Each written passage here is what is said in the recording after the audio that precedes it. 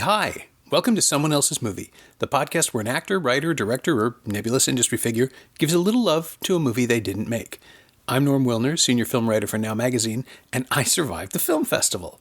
My guest this week is actor, writer, and producer Kristin Wallace, who does all three of those things in the new comedy Moments of Clarity, which will be in theaters and on demand in Canada this Friday, September 23rd. It opened in the US and became available on VOD platforms there just last week. You may also have seen her in the films Leather Accidents and Treeline, or on the web series Team Epic. Kristin picked Thelma Louise, Ridley Scott's 1991 road movie starring Susan Sarandon and Gina Davis as two friends whose impromptu road trip turns into a literal getaway when a violent incident puts them on the run from a state police investigator played by Harvey Keitel. That sounds like the pitch for a thriller, but Callie Khouri didn't write it that way. She turned it into a tale of sudden liberation and unexpected joy, even if there's a price to be paid for that. And yes, this is one of those episodes where you really ought to have seen the film before you listen. This is someone else's movie. Well, I'll say that it was extremely hard to choose. I don't have a library like this. But, I get that a lot, yeah. I wanted to choose a movie that has been on like my mind for the past couple years and has been something that I feel has been missing in film that used to be there. Yeah.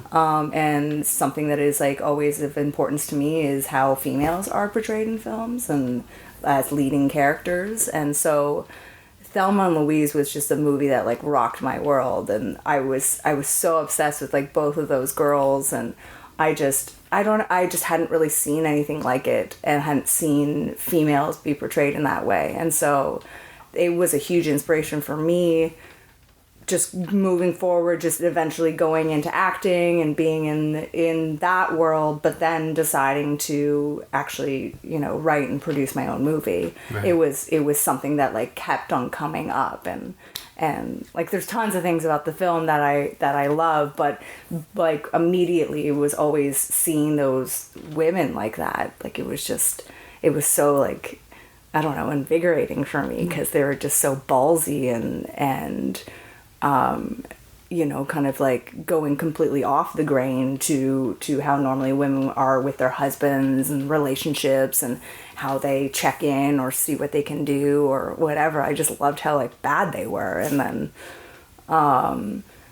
then yeah, like I always love like movies. Like I have like a love-hate relationship with movies where as soon as something happens that then you can see, oh no, if you just, when they... Yeah. One phone call would fix everything. Exactly. Yeah. And so it's like, I love those types of movies, but I'm always like, no, you'll like, it's okay. Just stop, talk to them, explain it. It'll be fine, so. And it is weird because this is the kind of movie that pretty quickly establishes that won't work.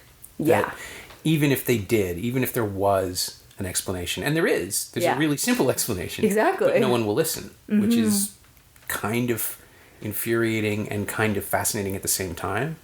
Well, and I think that's the thing that I even kind of keep coming back to today, and I mean this is kind of maybe like a really heady, dark subject, but what I'm here for.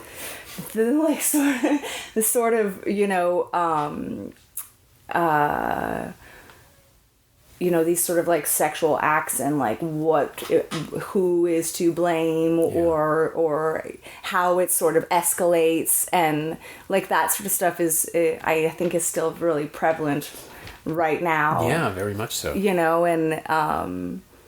And yeah, like this notion of consent and all that sort of stuff. And so it is like this, it does go to like a deeper level of if they had in the movie talked to somebody, I don't know, would it be turned around a little bit more on them? Why were they at the bar by themselves? Where are their husbands? Yeah. Why were they dancing with them? So I find that all, I think it's, that's why I think it's so cool that films like that will present those sort of topics that are still really hot topics and things that people are still saying like we need to kind of like readdress and talk about, but they do it in like a in a fun, adventurous way where they are then empowered by it. They say, no, we're going to leave. We're going to, decide our own destiny and decide this is what happened. Exactly. And it is kind of amazing.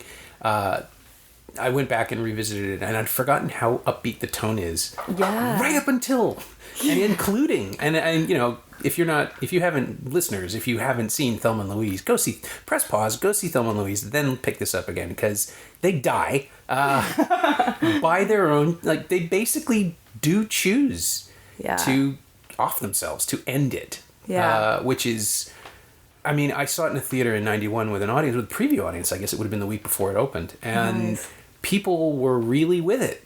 And then that happened, and people were still kind of with it because it's weirdly triumphant. Yeah. And I think it was The Simpsons that had the line, like they're going to kill themselves to teach those men a lesson. Yeah. But they're not, like, that is what happens, and it kind of works. I mean, it still plays. Yeah. 25 years later. I know, 91, that's crazy. And none of the, as you say, none of the questions have dated. The only thing that's dated is maybe the score and some of the cinematography choices, just because that's always been Ridley Scott's thing. To make it look like a car commercial. Exactly. To be beautiful and stylized and chromy. Yes. But even that still kind of works.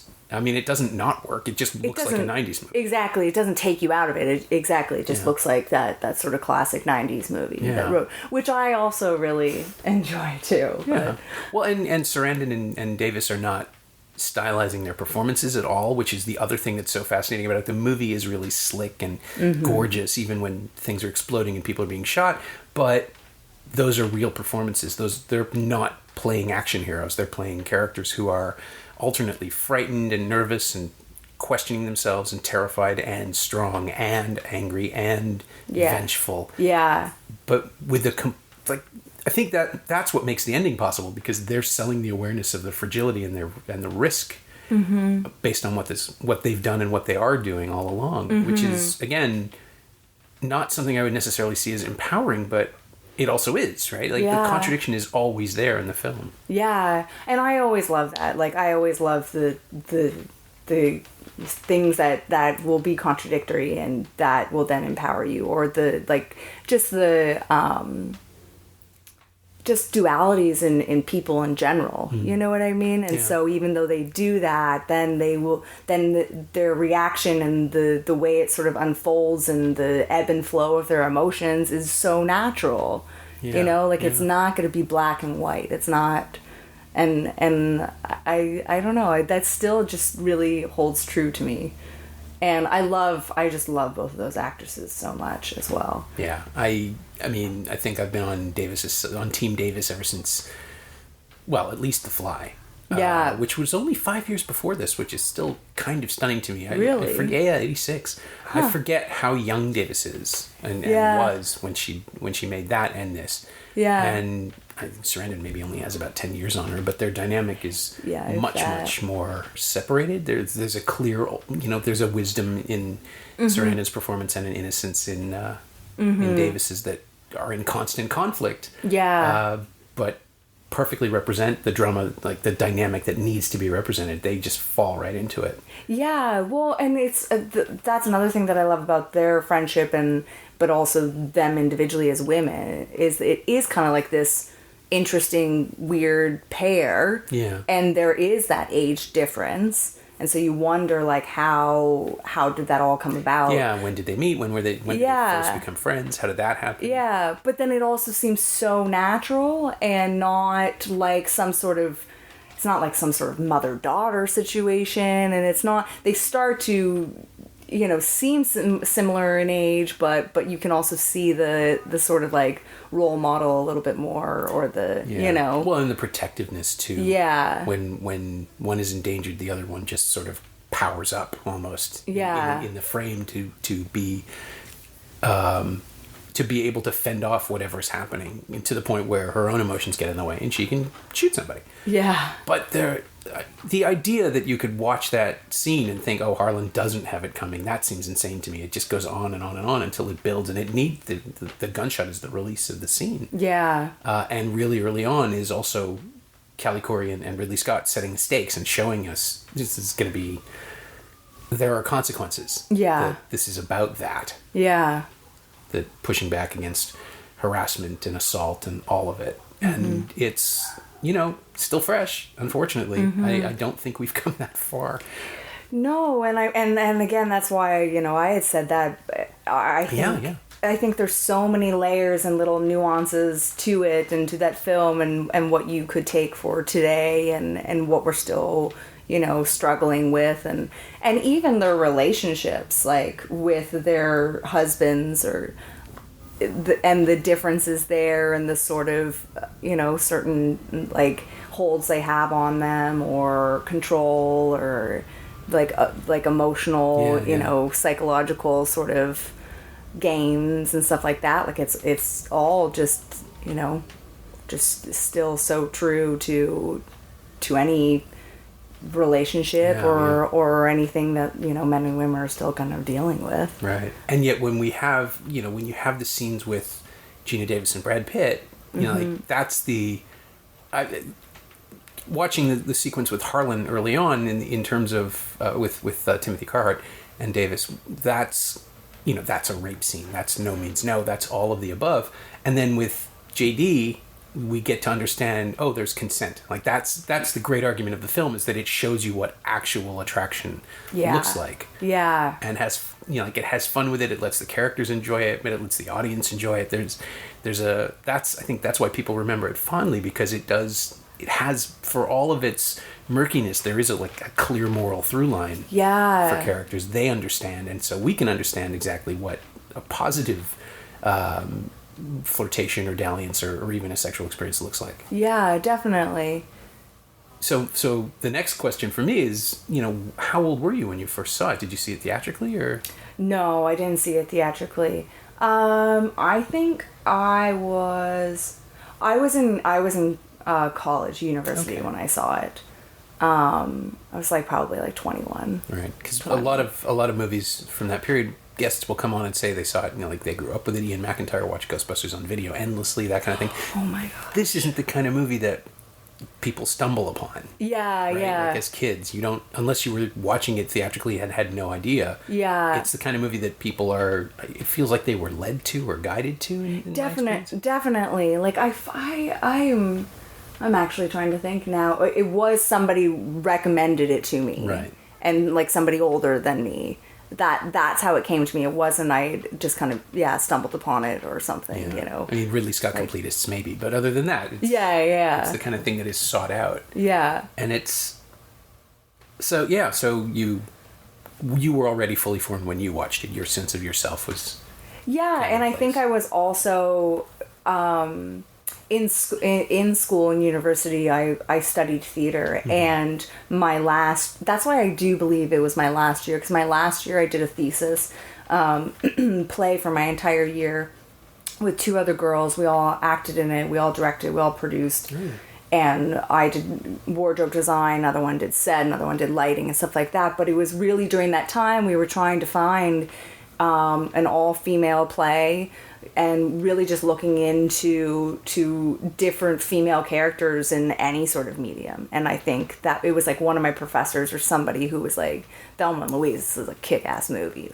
You need to watch that, and just, just for your own repertoire going forward. Even if you don't use anything for it now, it's definitely characters that have stuck with me. And it's always, I think the thing is, I always love when a movie is really dealing with some very deep-rooted issues or dark things in our humanity, and yet still you have fun with it and you kind of go along for the ride and you maybe laugh a little or I think those movies always I respond the most to, because I don't want just something fluff that doesn't have a lot of meaning to me, but then I know how hard it is for people to be able to digest those movies if it is so much coming at you without the little releases you just get in the world too.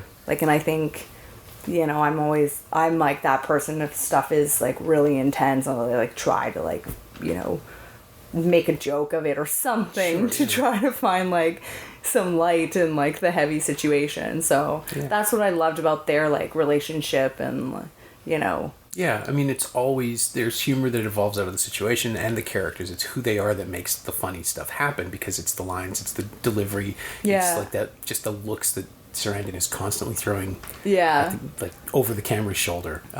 Which the last time I saw it, it was really striking just how complex each performance is, in that they are both in the movie together, but they're also playing characters who are in their own worlds in a weird way, because the assault brings up a lot of history, clearly, for Sarandon, and Davis is traumatized, but shaking it off differently, and there are different stages, and it's sort of like watching scales come into balance over the course of the whole film. Yeah. And it's really rare, apparently only 4 times that it's ever happened, that both actors and both leads have been nominated for the same award at the Oscars. They were both up for best actress. There was no supporting role. Oh, and that's never...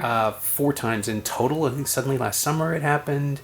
And 2 other times, which of course I can't remember because we're just coming out of TIFF and my brain is Swiss cheese. But it is, and they lost to Jodie Foster in the end for Silence of the Lambs, which is another genre picture that's also remarkably feminist and self-aware. Yeah.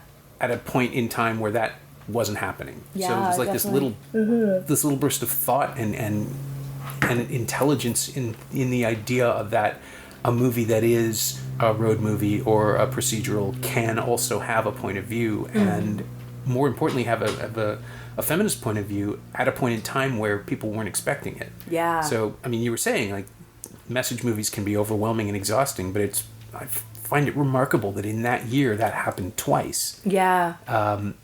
And what's also weird is that Foster was originally going to play one of the roles. I'm still not sure which. I did the research and I was shocked. Really? Yeah. Jodie Foster and Michelle Pfeiffer were original Thelma and Louise cast members. I don't know. Well, I mean, the story behind it is amazing. I had no idea that... I mean, I knew that it had sat for a while. Callie Khouri wrote it in 1979. Ridley Scott bought it in 1980, right after Alien, which makes no sense in my brain. Although, of course, Alien, with Weaver kind of taking over the picture, does the same sort of thing. Yeah. Really subtly.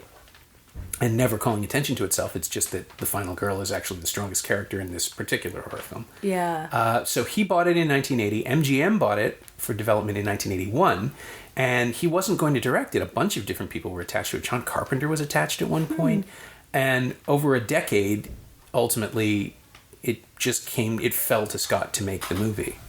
Wow. He decided to direct it himself. But over that decade, dozens of people were involved and considered for all the roles, but Pfeiffer and Foster were going to shoot it.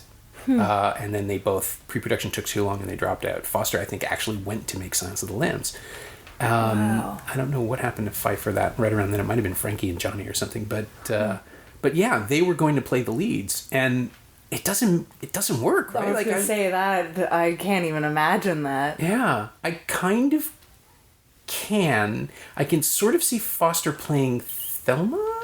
Oh, you think Foster would play Thelma? Well, because this was only a couple of years after The Accused. She was still really young. Right. Now Foster could totally play. And Pfeiffer is older than Foster? Pfeiffer maybe by a couple of years, but not by much. I mean, well, because it's hard, though, because I would just see Pfeiffer as Thelma as well. Right? Yeah. Yeah. So I don't really see either of them really as Louise. Yeah, I don't see it, and I've been trying to wrap my head around it ever since I found this out. That's crazy. I never knew that. Yeah, and it would totally. I mean, just their age range would change everything. Their dynamic would be different. Their vulnerability would be different. Yeah, Foster would have to play Louise because she's harder. Yeah, but I don't know. I'd love to talk to them about it someday. That's crazy. Yeah, and it's 12 years, really. Yeah. Yeah, 79 to 91. It was being worked on or developed or something. Wow. And it feels like, obviously it was tweaked and reworked, but it feels very much of the moment. Although I guess everything before cell phones feels like it could have taken place anywhere between 1970 and 1995, right? At this point, it's all the same. Yeah. But it's... the setting is ingenious because it sort of removes it from the world. There's no, now there's going to be a found footage movie about it happening through the newscasts and everything else. You wouldn't actually have the story. of this thing happening. But it's all sort of under the radar. It's happening in a small town. It's removed from the world. There is no media circus until the very end when there's sort of some coverage. Yeah, exactly. But it feels perfectly of its moment for 1991. If that doesn't sound not condescending, but marginalizing, because it doesn't feel like a relic. It just feels like an older movie. Yeah. But its heart is fresh. Like everything about it is still totally relevant. Exactly. Well, and I think that's really hard to sustain in any movie. You know, like there's not.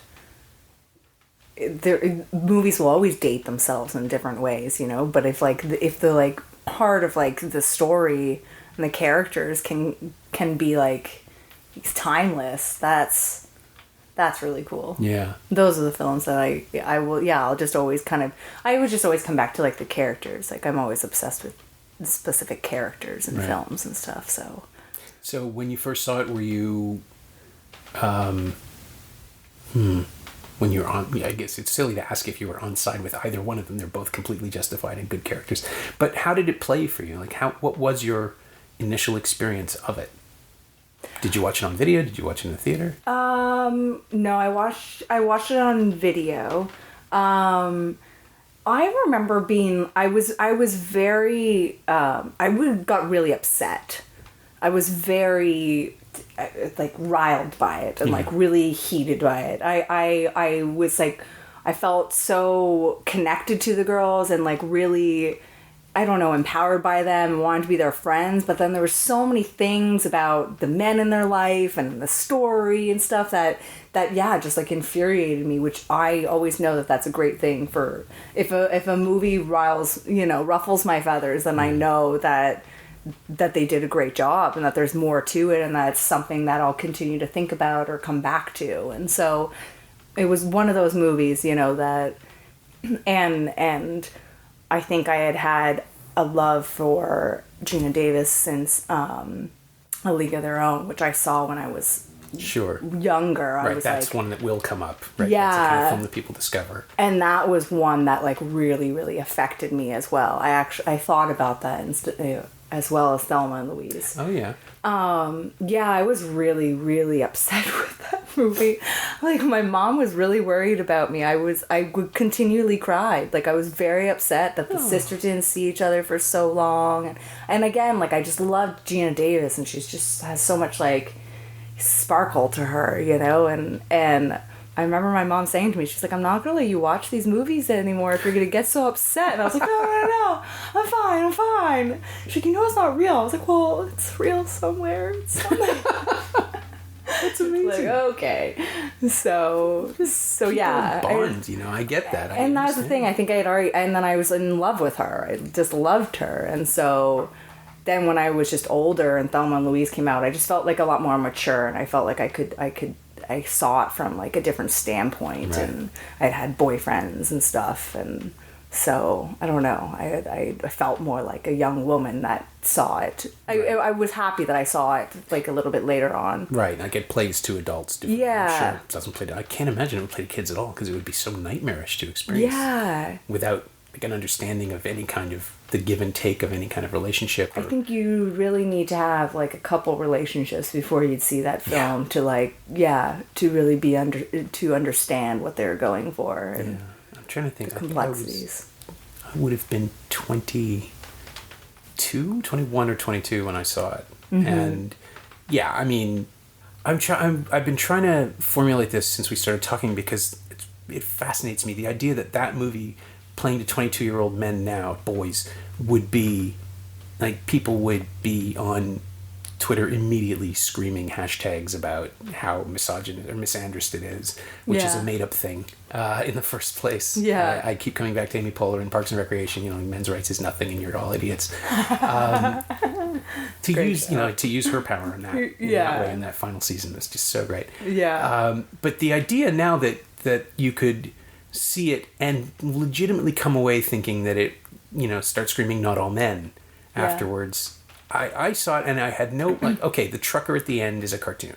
That's the only thing I remember being kind of annoyed by because it takes an easy way out. Yeah. In that Ridley Scott just clearly wanted to blow something up. Yeah. And so he invents this buffoon to come there and jump up and down like a cave troll. Yeah. But I also get it, because by that point that's how they're seeing him. Mm-hmm. So I accept it. Mm-hmm. But that requires a leap in understanding how the film is telling its story that these people don't understand. Yeah. And I'm not trying to lead you into making a comment about this specifically, but I just thought this movie would be so savage now before its release. Just because in 1991 you could put a film out with people knowing very little about it. It had a really evocative poster, and the trailer pitched it as a comedy, which is radically not what the movie is, but that's great. Like, it's a bait and switch that turns in this film, which is still really bouncy and bright and beautiful, and it becomes a tragedy right before your eyes, but the point is that you're not supposed to notice. And now there would be so much information out, the script would leak, people would be, the rape scene and assault would, and the shooting of Harlan would be out as a BuzzFeed clip or something, just to show people that this is the kind of movie. Yeah. And it would be so prejudged and dismissed.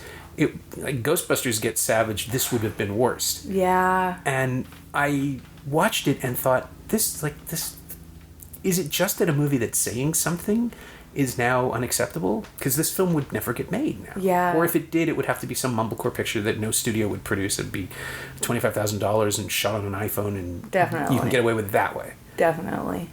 But then I started thinking, like, were studios really that experimental and risk-takey in 1991? How did this happen?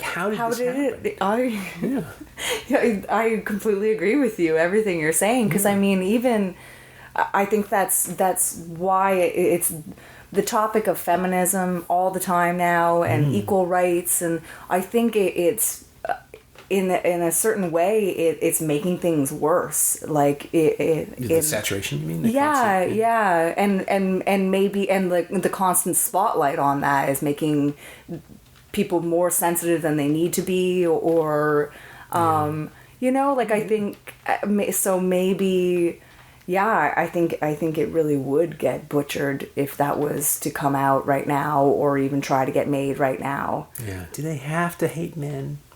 Just the idea that people they'd note it to death. It would be.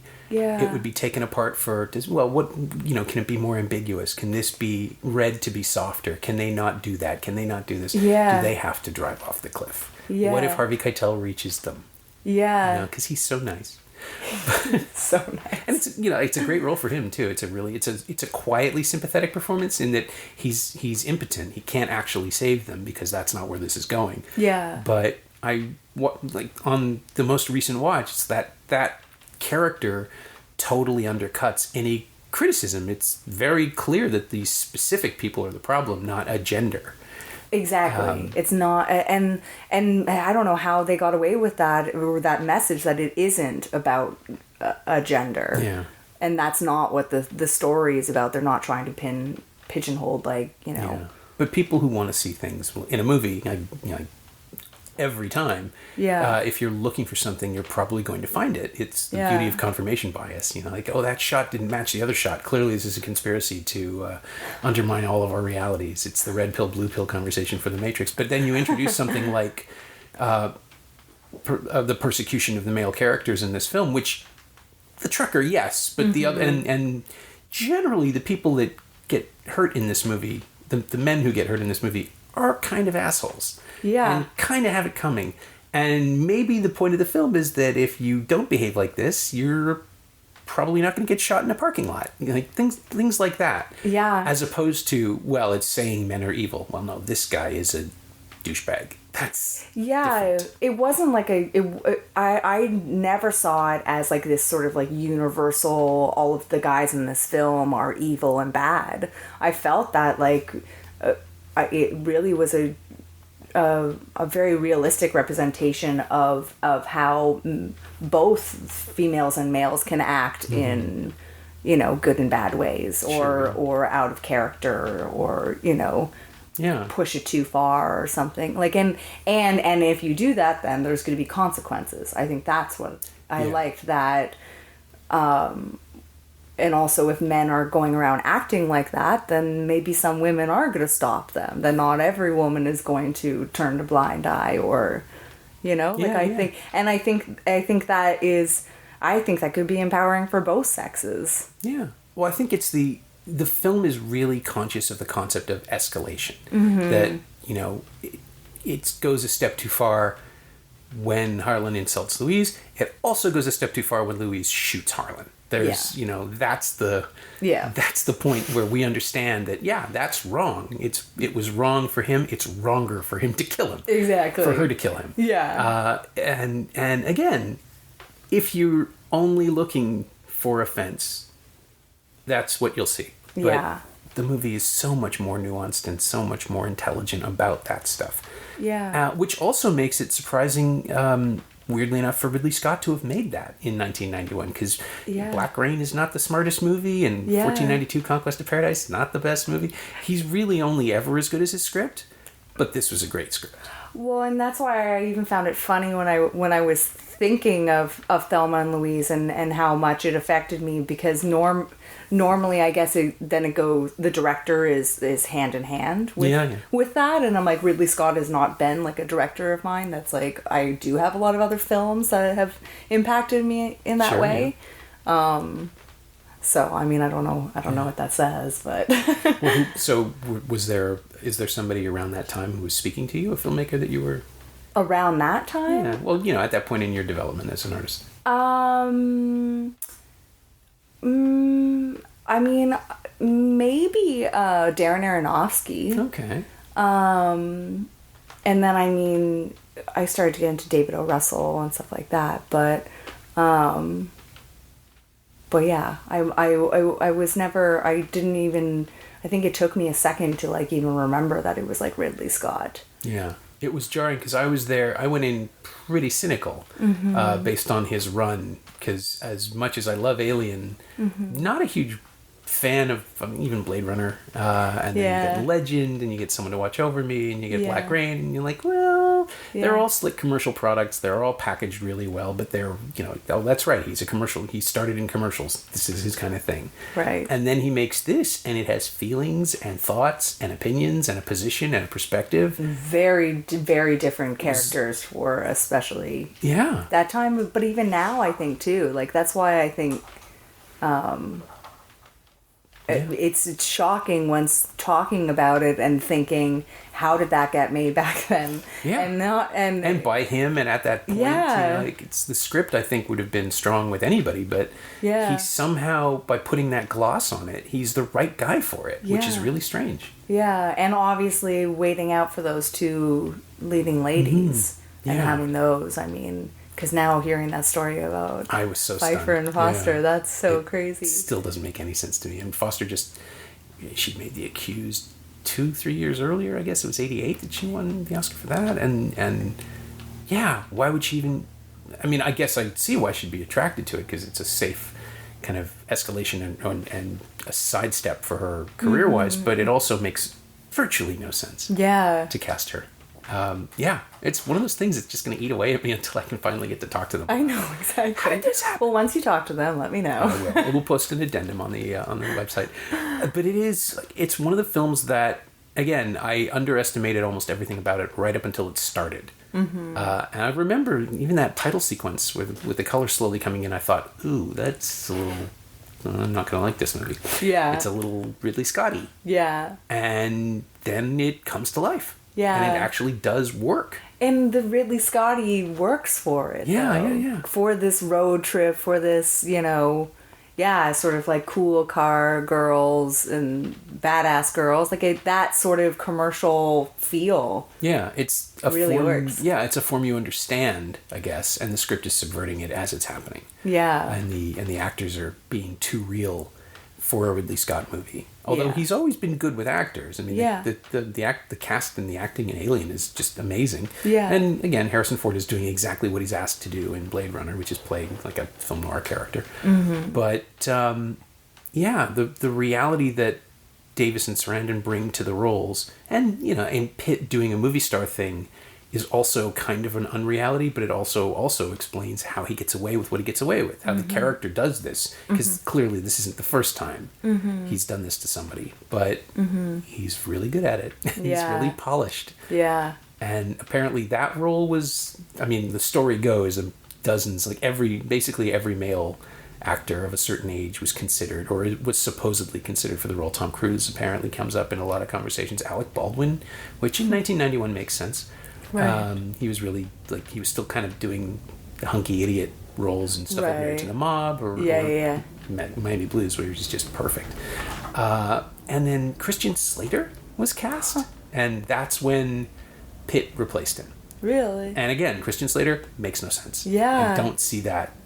2 years after Heathers, I don't see him being an antic seducer. Also, he just 2 years after Heather, definitely not. Yeah, and he just tips it the wrong way anyway. He can't help but be campy.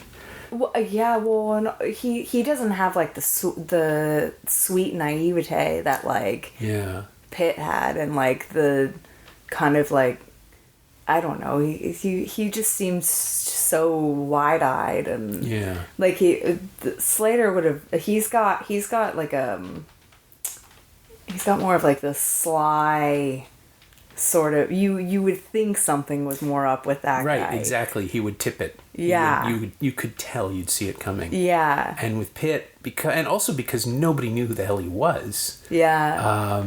It's perfect. Like, it's just, Clooney apparently was also considered. And he probably could have gotten away with it. Yeah. But Brad Pitt, like baby Brad Pitt, is so perfect in those scenes, to the point where, you know, all you need is Davis's reaction the morning after to sell him to the world. Like, this is like, it's one of those, you see an actor become a star, a movie star. And with Pitt, it's right there. Yeah. Like, it's not even him, it's in Davis. It's her playing against him that makes it work. Yeah. And the lighting. Like, just the phenomenal morning glow lighting off, bouncing off the abs. The fact that there's a fill light in there somewhere for a muscle. Because, again, Ridley Scott, he's going to present it. He'll package it. Yeah, well, like, he needed to make him look like the Adonis that he should be. Right? Yeah. Yeah. It's kind of amazing. Like, a handheld camera wouldn't have done it. You need that kind of insane level of production to sell that moment.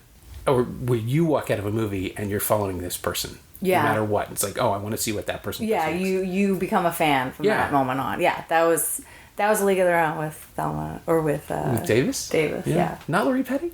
Or both of them? Was it Lori Petty as well, or were you fixated on Davis? I was fixated on Davis, but all of them. Okay. I mean, I love the entire cast, and then actually Biddy Schramm is actually in our movie. Right, and I like almost lost my mind because I was just like, oh my god, there's no crying in baseball. Like, just had to know all of the stories, and it was so cool because it was. Did you just follow her around and ask question after question? Well, she was actually so sweet and such a like.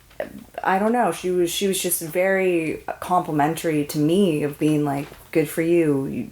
This is amazing that you put this together, and I love the script, and I'm, kind of here to serve your story. And I was just like completely fangirl, and I was like, tell me everything about League of Their Own. So we sat at lunch, and she just told me everything, and she said that she had no idea what she was doing. She hadn't really acted that much before at all, and they were just thrown into it. And she said, I was like, did you know that it was going to be what it became? And she said they had no idea. It was, she was like, the shooting was kind of like a shit show. Like, it was madness what they had to get done in the time. And it's a really complex, and it's a period picture and everything else.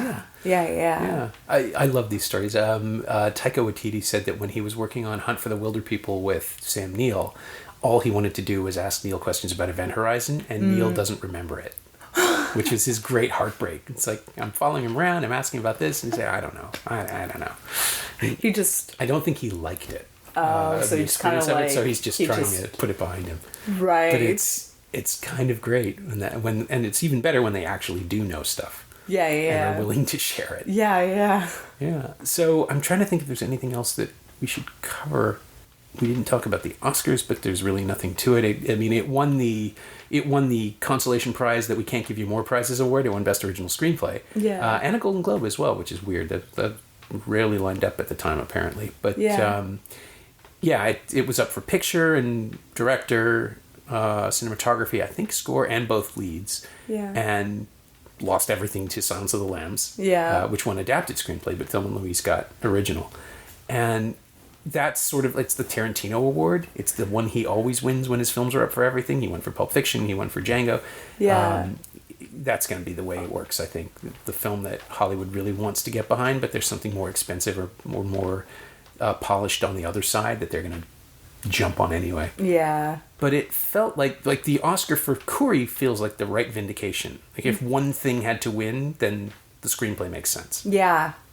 Yeah, I mean, that's really what's going to stand the test of time, and these characters. Yeah. You know, I mean, obviously I still think the actresses and everyone involved really obviously knocked it out of the park, and it would have been different with other people. Sure. But yeah, it starts with the screenplay, and that's something that, it's nice that they got that consolation prize. Yeah, exactly. And so then we get to the final question of the podcast, which is also always the same, which is, in what way or has the film infected you? Have you borrowed or stolen or used, or are there pieces of it in your work? Do you use it that way? I mean, I was definitely inspired by these sort of contrasting characters, and but also both empowered characters that might not seem that way to the first look. Mm-hmm. And that sort of unlikely pair, that friendship between two girls. And then, I mean, what I probably borrowed in my movie is just the whole road trip, this fun adventure aspect, and just how that,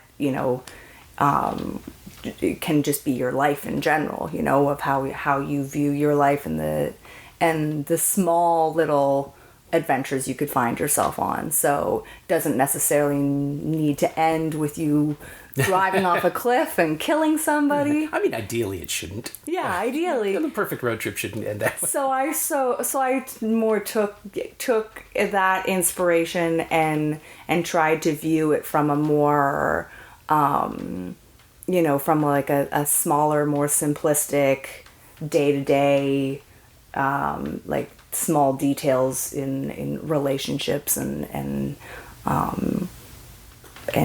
like the little things that you do in life, kind of with people. Okay. Yeah. So a different sort of moral arc. Yeah. Applied to the characters. Yeah. A less violent one, maybe, or less. Yeah, maybe less violent. I think the thing with Thelma and Louise, what I loved is that they kind of show the dark side of humanity and the extremes that things could get to if you're in those sort of circumstances. And I kind of wanted to show how even if you found yourself in those sort of circumstances, how you could maybe flip it on its head and not have those things happen if you had a really positive or optimistic outlook on life, and how that could warp your world. Okay. Well, yeah, because as you said, I mean, in Thelma and Louise, the trajectory is established because of everyone else. Mm-hmm. Because what's justifiable isn't defensible, I guess, outside of the moment. Mm-hmm. So, yeah, a movie that gives characters room to breathe and step back and think about stuff has to be more optimistic by definition.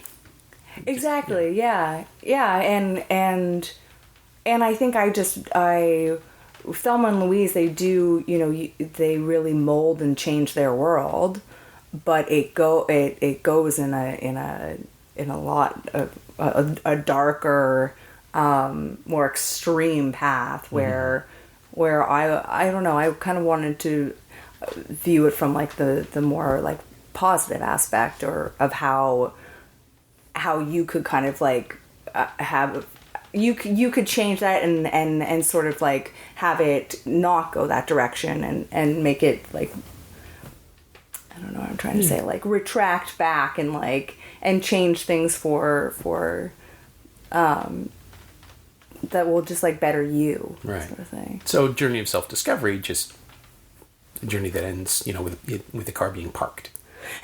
Yeah.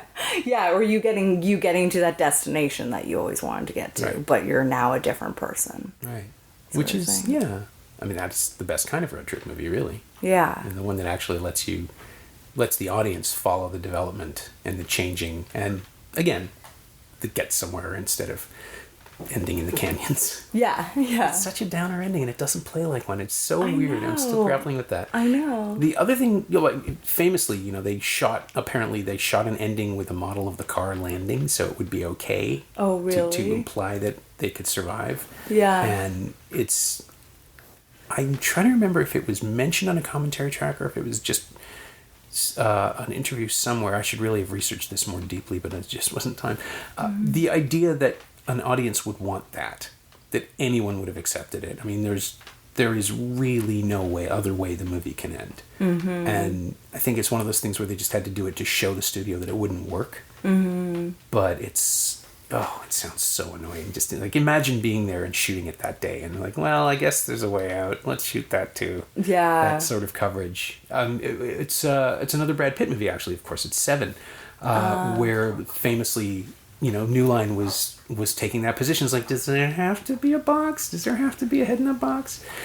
Does this ending have to be the ending? Yeah. And supposedly, the story goes that David Fincher made his presentation, made his pitch after they greenlit the movie, but they were arguing over pieces of it, and said, listen, 10 years from now, 20 years from now, people are going to say, oh, that movie with the head in the box was on cable last night. And if there's no head in the box, that's not that movie. Right. And he's absolutely right. Sometimes you have to follow a story to that ending. Yeah. Not everyone, and not every movie needs it. Yeah. And God knows I'm happy with happy endings more often than not. But this movie, that car can't land. Yeah. It has to go where it goes. Yeah, no, and that made sense for exactly like the way their path was going, and I don't think it would have made sense in any other way. Yeah. I think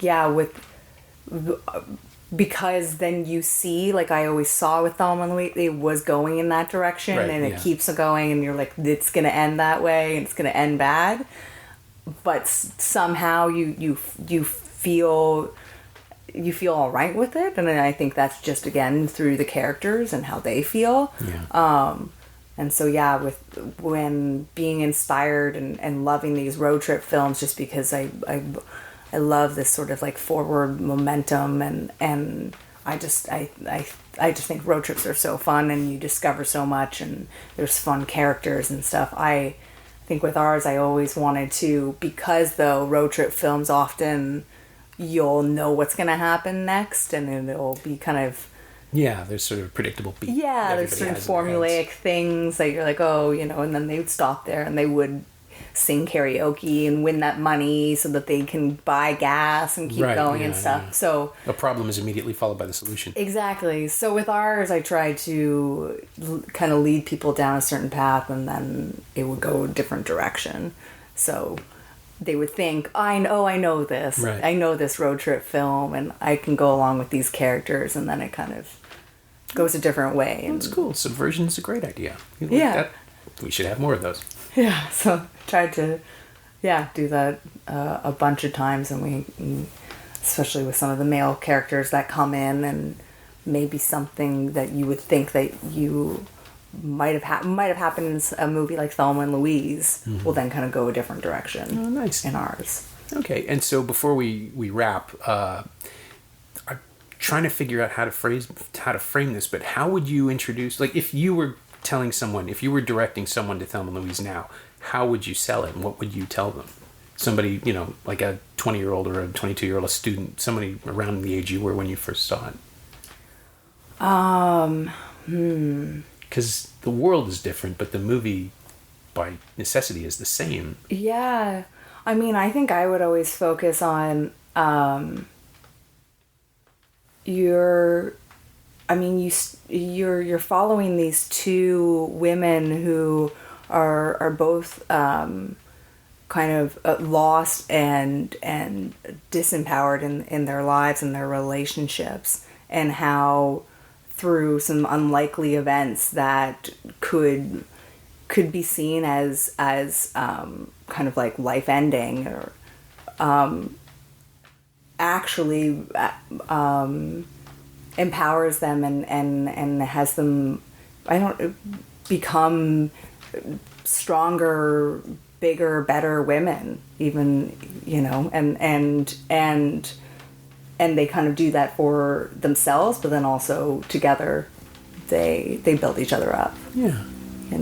Yeah. I mean, you can't really say, I guess you can say, you should watch this, it's really fun, but it's also so much more than that. Yeah.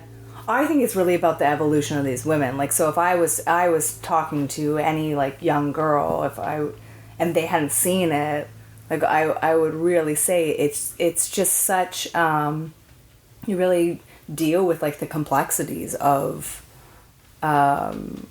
being a woman and being in a relationship, standing up for yourself or not standing up for yourself, and how there's consequences with that, and how you do it, perhaps, and how you support one another. Right. And then to make them feel better afterwards, they can watch A League of Their Own again. Yeah, exactly. Everything's going to be fine. Exactly. Although they don't see each other for so long. It's so sad. It's like 20 years. No, but it's so a happy good. Ending. I know, it is. And then those nice old ladies get dubbed. Yeah. My thanks to Kristin Wallace, whose new movie Moments of Clarity is in theaters and on VOD in the US right now, check your favorite platform, and coming to Canada both theatrically and on demand this Friday, September 23rd. Thanks also to Ali Lemaire. She knows what she did. You can follow Kristin on Twitter at Kristin E. Wallace, Kristine Wallace, all one word. And you can find Thelma and Louise on DVD and Blu-ray from MGM Home Entertainment. There's a 20th anniversary special edition that's pretty great. It's also available for sale and rental on iTunes. As always, you can find me on Twitter at Norm Wilner and elsewhere on the internet at nowtoronto.com. You can also find this podcast on Twitter at Semcast, S-E-M-Cast, and on the web at someoneelsesmovie.com. If you want to leave a review on iTunes, that would be very kind of you. This week's call sign is just keep going. Thanks for listening.